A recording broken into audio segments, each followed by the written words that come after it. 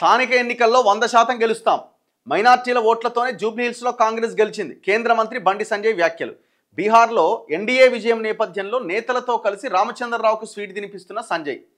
ఇక గంగల కొట్టుకపోని తెలంగాణ ఎటన్న పోని, తెలంగాణ కార్యకర్తలు ఎటన్న పోని, కానీ బీహార్లో గెలిచినాం కాబట్టి మనం సంకలు గుద్దుకోవాలి. ఇది సగటు బీజేపీ తెలంగాణ కార్యకర్తకి ఎంతవరకు నచ్చుతుందో తెలియదు. మరి నచ్చదని నేను అనుకుంటున్నాను. ఎందుకంటే ఉన్న ఊర్లో ఉన్న రాష్ట్రంలో అధికారంలోకి రావాలనే ఆశ అందరికీ ఉంటుంది కదా, అన్ని పార్టీల కార్యకర్తలకి.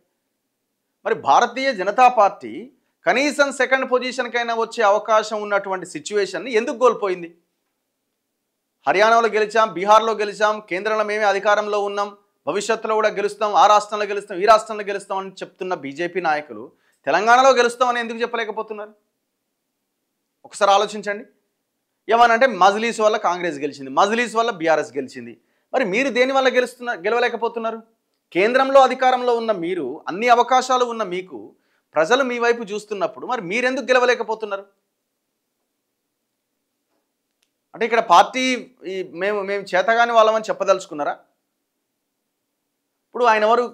ఆయన రాజాసింగ్ బయట రాజాసింగ్ మాట్లాడండి నిన్న. ఒకసారి ఆయన మాటలు ఏంటండి? ఇదా ఇది ఒక్కసారి రాజాసింగ్ వినండి.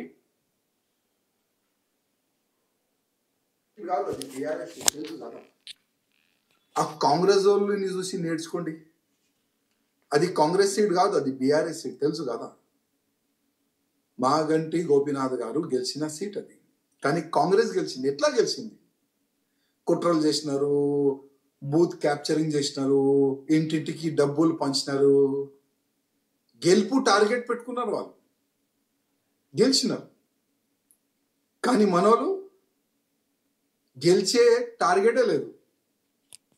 ఎన్ని ఓట్లతో నీ ఓడిపోవాలి అదే టార్గెట్తో మా వాళ్ళు ముందుకెళ్ళినారు. మా కేంద్ర మంత్రి కిషన్ రెడ్డి గారు పార్లమెంట్లో ఉన్నా అది నియోజకవర్గం,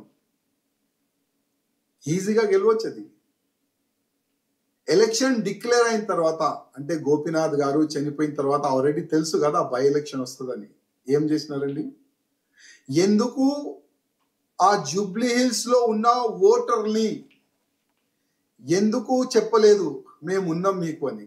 మా బీజేపీకి ఓటు వేయండి, మాకు ఇవాళ గెలిపియండి, మాకు గెలిపిస్తే నెక్స్ట్ బీజేపీ గవర్నమెంట్ వస్తుంది. ప్రతిసారి చెప్తారు కదా అక్కడిక్కడ, బెస్ట్ బీజేపీ గవర్నమెంట్ వస్తుంది, బీజేపీ గవర్నమెంట్ వస్తుంది.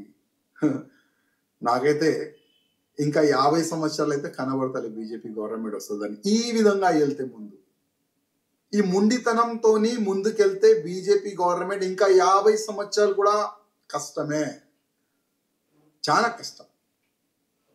నేర్చుకోండి, వేరే నేతలతోని కొద్ది నేర్చుకోండి.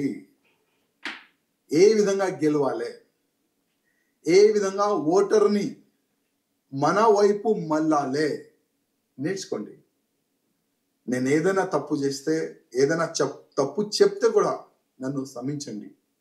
కానీ బాధ ఉంది.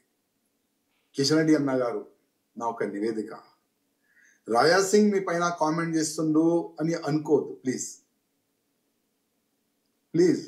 కానీ పార్టీ చనిపోతుంది తెలంగాణలో, కాపాడండి, పార్టీని కాపాడండి. ఇదే నా ఒక్క నివేదిక మా కిషన్ రెడ్డి గారితోని, మా బండి సంజయ్ గారితోని, మా లక్ష్మణ్ గారితోని. ఇదే నా ఒక్క నివేదిక. ఇవాళ మాట్లాడుతున్నా నా పార్టీ గురించి. ఓకే, బీజేపీ నుంచి బయట ఉన్నా, కానీ ఇప్పుడు కూడా నేను నా పార్టీ అంటా. నాకు మీరు తీసుకోవద్దు బీజేపీలో, నాకు రానికి ఇప్పుడు ఇష్టం కూడా లేదు. ఎందుకంటే నా పార్టీని మొత్తం సర్వనాశనం చెయ్యనికి మొత్తం ప్లాన్ చేసుకున్నారు మా పెద్దలు. వాళ్ళ సొంత స్వార్థం గురించి మా పార్టీని సర్వనాశనం చేయనికి ఆల్రెడీ డిసైడెడ్. నేను ఎట్లా రావాలి చెప్పండి పార్టీలో?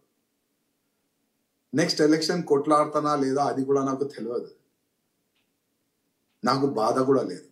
కానీ ఒకటే ఒక బాధ, నా పార్టీ ఖతం అవుతుంది తెలంగాణలో, నా పార్టీ సర్వనాశనం అవుతుంది తెలంగాణలో.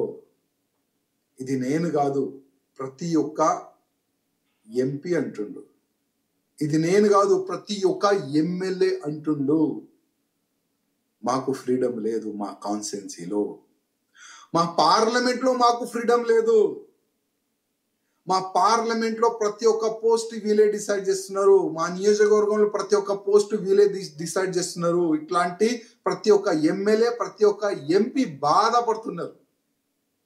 కానీ వీళ్ళు మారరు.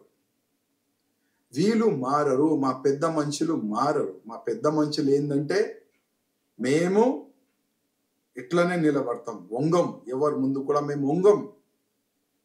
మా పార్టీ లైన్ ఇదే ఉన్నది, దీన్నే మేము ఫాలో చేస్తాం. ఆ విధంగా మా పెద్దలు డిసైడ్ అయిపోయినారు. కనీసం ఆ కాంగ్రెస్ వాళ్ళని చూసి నేర్చుకోండి. అది కాంగ్రెస్ సీట్ కాదు, అది బీఆర్ఎస్ సీట్, తెలుసు కదా. మాగంటి గోపీనాథ్ గారు గెలిచిన సీట్ అది, కానీ కాంగ్రెస్ గెలిచింది. ఎట్లా గెలిచింది? కుట్రలు చేసినారు, బూత్ క్యాప్చరింగ్ చేసినారు. సో ఇది ఆయన మాట్లాడింది. 100% ఆయన మాట్లాడిన దాంట్లో వాస్తవాలే కనబడుతున్నాయి కదా. ఏమన్నా అంటే మజ్లీస్ ఉంది, మజ్లీసు ముస్లింలంతా టార్గెట్ చేశారు, వాళ్ళందరూ వాళ్ళకి వేశారు. గుండెల మీద చేసుకొని బీజేపీ రాష్ట్ర నాయకులు చెప్పండి, కొంతమంది కేసీఆర్కి అనుకూలంగా, కొంతమంది రేవంత్ రెడ్డికి అనుకూలంగా పనిచేస్తలేరా? మీరు ఇమాజిన్ కూడా చేయలేరు. కాంగ్రెస్ వాళ్ళకి సంబంధించిన ఫైళ్ళు క్లియర్ కావు, కానీ తెలంగాణ బీజేపీలో ఉన్న కొంతమంది ఫైళ్ళు చక్క క్లియర్ అయిపోతాయి. అసలు వీళ్ళకి రాష్ట్రంలో పవర్లోకి రావాలని కానీ, ఈ కార్యకర్తలను పట్టించుకోవాలన్న సోయి కానీ వీళ్ళకి అసలు లేదు. ఇప్పటికైనా ఈ ఎలక్షన్ తర్వాత అయినా మీ పార్టీలో ఏమైనా చర్చ జరిగితే ఆ పార్టీ ఏమైనా మిగులుతుంది. ఎంత అద్భుతమైన అవకాశం ఇచ్చారు మీకు, ఒకసారి ఆలోచించండి. దుబ్బాక, హుజూరాబాద్, దాని తర్వాత మునుగోడులో ఓడిపోయినా మంచి ఇది వచ్చింది. దాని తర్వాత జనరల్ ఎలక్షన్స్లో కూడా మంచి ఊపు ఉండే, దాన్ని నిలబెట్టుకోలేకపోయినారు. 8 స్థానాలకు పరిమితం అయ్యారు. దాని తర్వాత పార్లమెంట్ ఎలక్షన్లో 8 ఎంపీ సీట్లు వచ్చినాయి. 8 ఎంపీ సీట్లు వచ్చినాయి. అది మామూలు విషయం కాదు. 8 ఎంపీ సీట్లు అంటే దాదాపు 8 పార్లమెంట్ పరిధిలో ఉన్న దాదాపు 52 నియోజకవర్గాల్లో మీకు మెజారిటీ వచ్చింది. అసెంబ్లీ నియోజకవర్గాల్లో 60 సీట్లు వస్తే గెలిచినట్టే కదా. 52 స్థానాల్లో మీరు గెలిచిరంటే మీరు అధికారానికి దగ్గరగా ఉన్నారు, మీరు కొట్లాడండి అని ప్రజలు మీ వైపు ఉన్నట్టే కదా ఎంతో కొంత. దాని తర్వాత కార్యకర్తల ఉత్సాహాన్ని, ప్రజలు ఇచ్చిన తీర్పుని మీరు ఏం చేశారు? ఒక్క ఈవెంట్, ఒక్క ప్రోగ్రాం, ఒక ఉద్యమం, ఒక పోరాటం ఏదైనా ఉందా? తర్వాత మీ సెలక్షన్స్, మీ కలెక్షన్స్ అంతా ఏ రకంగా జరిగింది? సెలక్షన్ల వెనకాల కలెక్షన్లు, దాంతో సెలక్షన్స్ ఎట్లా జరిగింది అనేది కళ్ళ ముందుగా అనిపిస్తున్నది. ఏమనంటే మజ్లిస్ ఉంది. అసలు మీరు ఎక్కడున్నారో చెప్పండి ఫస్ట్.